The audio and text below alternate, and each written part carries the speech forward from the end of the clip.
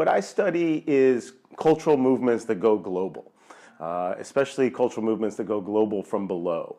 One of the things I've learned by looking at Japanese popular culture is that often the elites, the people who are in charge or in power, are the last people to understand change as it's happening. It may not be so vital that we convince the elites at first, but more important is building a dynamic, exciting, creative, effervescent movement from the bottom that can expand throughout the world. We see innovation happening at all levels, and often it's the distant, marginal innovation that has great power to bring about change, but having it bubble up to the top is the challenge. Small things matter too, and that thinking about what we're doing around recycling in our local community, how we're changing commuting habits, how we can find ways to work together to build systems that are locally based but scalable once people find out about it,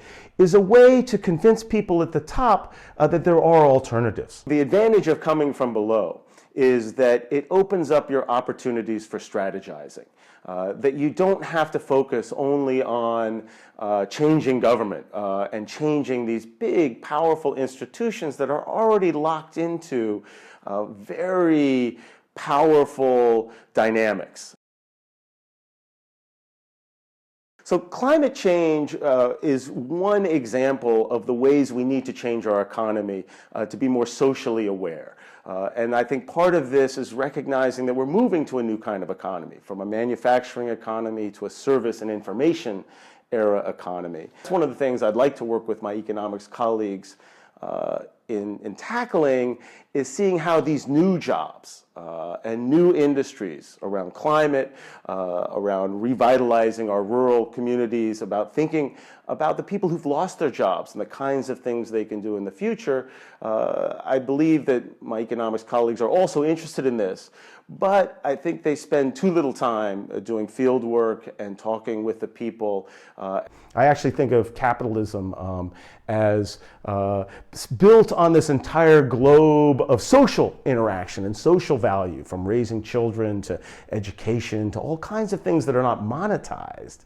And on the top of that, there's this thin layer of kind of parasitical fungus that we call capitalism that is able to extract things from that top, but to confuse this thin layer with the mass of our social world is a big mistake.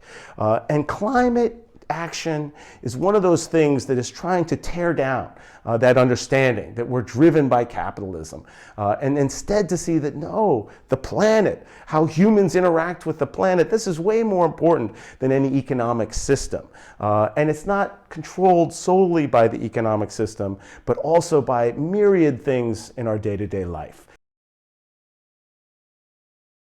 It seems to me that we need to think in bigger ways about how education can really be at the center of social transformation, and activating our students in a way that says, we don't know the answer, actually.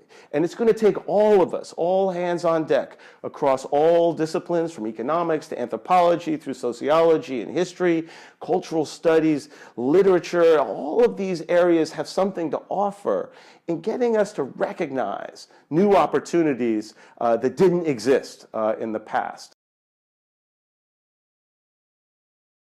What can people do who feel disempowered, who are disconnected? I think it's a really interesting and important question.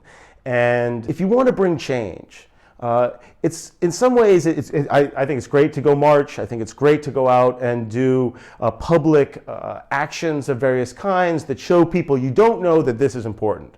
But at the same time, we need to work our local groups.